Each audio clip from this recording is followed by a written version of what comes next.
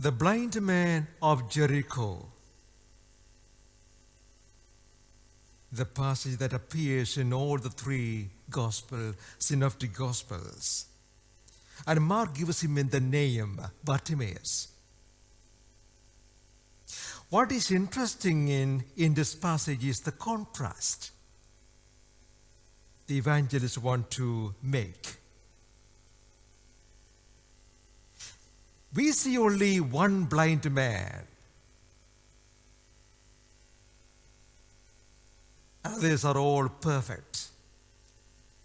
But the truth is, this blind man has got vision. And those who are physically all right, they're all blind.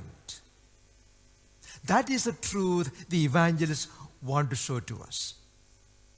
Because the Lord is on the way to Jerusalem and he's talking about his passion and his death, the mission of the Messiah. And Mark keeps on telling us they could not understand. They could not see what he was pointing at. They were blind to all this. They couldn't understand what he was making them realize. The Mark keeps on repeating at every passage, they could not understand. They could not understand. And then Mark says, here is a blind man and he understands. The contrast. The contrast. This passage makes me think about disabilities, about the people whom we call mentally challenged. People in our sight, they are not that 100%. Something they suffer or something they like it. That's our understanding. But the truth can be absolutely different. Just as this blind man, he had a vision. He is the only one who recognizes Jesus as the Messiah. This blind man recognizes Jesus as the Messiah, which the disciples or any one of the people around Jesus could not do. Didn't Helen Keller say, there's nothing worse than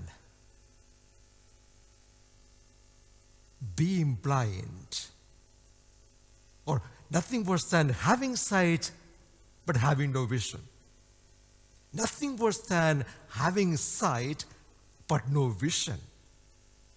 We all have got good eyesight, but do we have vision? That makes me think, reminds me years ago when I was in Ruwaban. We went to Lourdes for the pilgrimage.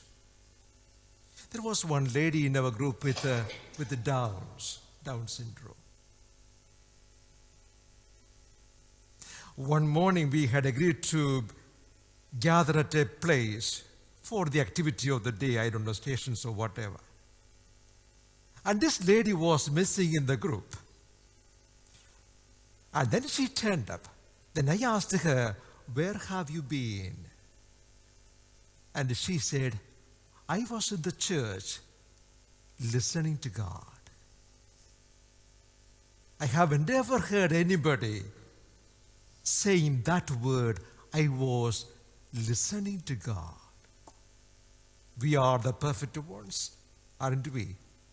But here is a person with something, with the downs. And that lady says, I was listening to God.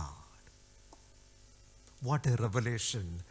That lady defines what really prayer is. Didn't the Lord say in Luke 16:15, what do you think highly of? What do you think perfect can be totally detestable in the sight of God?